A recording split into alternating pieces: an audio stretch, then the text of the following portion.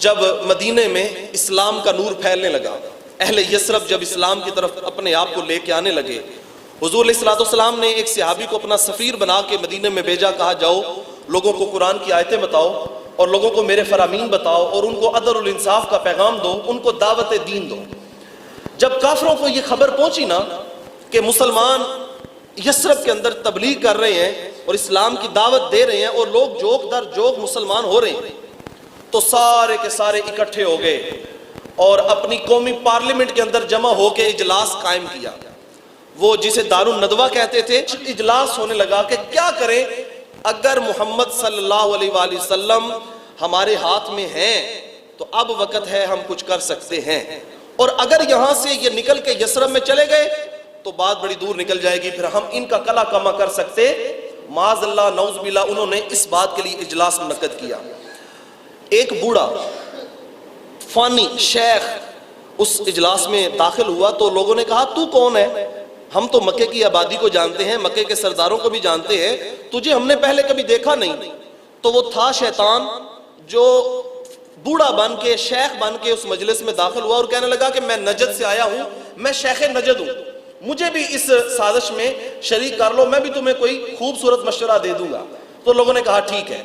اب سارے کے سارے بیٹھ گئے۔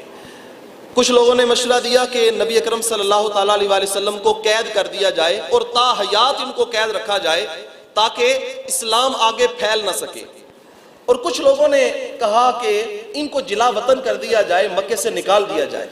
جب یہ ساری باتیں ہو گئی نا تو ابو جہل، ویسے اس کا جو اصل نام ہے نا وہ عمر بن حشام ہے، لیکن کتنے لوگ ہیں جو واقف ہی نہیں ہیں، لوگ یہی جانتے ہیں کہ یہ ابو جہل ہے۔ لوگ کہتے تھے یہ ابو الحکم ہے، حضور نے فرمایا نہیں تو ابو الحکم نہیں ہے، تو ابو جہل ہے۔ اب اس نے کیا رائے دی؟ اس نے کہا سنو میری بات سنو، ایسے کرتے ہیں کہ مکے کے تمام قبیلوں میں سے ایک ایک نوجوان لیتے ہیں، اور وہ ایک ایک نوجوان رات کے پچھلے پہر محمد عربی صلی اللہ علیہ وآلہ وسلم کے گھر کے باہر کھڑا ہو جائے، اور جب وہ فجر کی نماز پڑھنے کے لیے سحری کے دم نکلیں اس وقت ان کے اوپر حملہ کر دیا جائے، ان کو نعوذ باللہ معاذ اللہ شہید کر دیا جائے۔ اب جب شور پڑے گا انہیں شہید کر دیا گیا تو ظاہر ہے کہ بنو ہاشم والے جب قصاص مانگیں گے تو اتنے سارے قبائل اس میں شریک ہوں گے، ہر قبیلے کا ایک نوجوان شریک ہوگا، تو تمام قبائل سے وہ قصاص لے ہی نہیں سکیں گے، تو وہ دیت لینے پہ راضی ہو جائیں گے، اور ہم سارے کے سارے قبیلے مل کر دیت دیں گے اور جان چھڑا لیں گے۔ اس طرح یہ جو مذہب پھیل رہا ہے اس سے بھی جان چھوٹ جائے گی، اور اگر ہم قتل کر دیں تو ہمارا کوئی شخص بھی اس کے بدلے میں قتل نہیں ہوگا، قصاص نہیں دینا پڑے گا، جنگ بھی نہیں ہوگی، آسان ہے۔ اب جب ابو جہل نے یہ رائے دی نا تو وہ شیخ نجد، جو شیطان شیخ نجد کا روپ دھار کے بیٹھا ہوا تھا، اچھلا کودا، اس نے کہا حاضر رائے لا رائیا غیرہ، اس نے کہا بھئی غلط ہے یہ جڑی اس منڈے کیتی ہے۔ بس انہوں نے کہا کہ اس بات کے اوپر اتفاق ہے کہ سارے قبیلوں میں سے ایک ایک لڑکا لو۔ اب انہوں نے نوجوان اکٹھے کیے اور سب کو حضور علیہ الصلوۃ والسلام کے کاشانہ انور کے باہر متعین کر دیا، کہا کہ تم یہاں پہ کھڑے ہو جاؤ، جب سحری کے دم باہر آئیں تو ان کے اوپر حملہ کرنا، ان کو شہید کر دینا تاکہ یہ چراغ حیات ہمیشہ ہمیشہ کے لیے بجھ جائے۔ یہ کافر تدبیر کر رہے تھے، لیکن اللہ فرماتا ہے ادھر رب بھی ایک تدبیر فرما رہا تھا،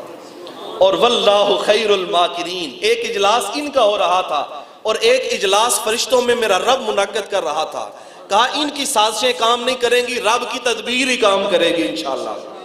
پھر اللہ تعالیٰ نے اپنے حبیب علیہ السلام کی طرف جبریل امین کو بھیجا، کہا اے میرے حبیب یہ آپ کو آج شہید کرنے آئے ہیں، رب آپ کو حکم دیتا ہے کہ اسی رات ہجرت کریں، یہ آپ کو مدینے جانے سے روکنا چاہتے ہیں، میں رب نہیں ہوں اگر آپ کو اسی رات یہاں سے نکال کے نہ لے جاؤں، مجھے رب کون کہے گا؟ پھر آپ کا رب ہوں، پھر آپ کی مدد نہیں کروں گا تو کس کی کروں گا؟ حبیب اپنے بستر پہ حضرت مولا کائنات کو لٹا دیجیے اور امانتیں ان کے سپرد کر دیجیے، اور یہ امانتیں واپس کر کے مدینے آ جائیں گے، آپ نکلنے کی تیاری کیجیے۔ اور حضور علیہ السلام دروازے سے باہر تشریف لائے، وہ کف شمشیر بکف نوجوان مکی نوجوان سب کے سب کھڑے تھے اور تیار تھے کہ ابھی باہر آئیں تو حملہ کریں۔ اللہ تعالیٰ نے حکم دیا حبیب سورہ یاسین کی تلاوت کرو نا ذرا، یاسین والقرآن الحکیم انک لمن المرسلین علی صراط مستقیم، یہ آیات حضور علیہ السلام نے تلاوت فرمائی اور حضور باہر تشریف لائے حضور نے ایک پھونک ان کافروں کی طرف ماری.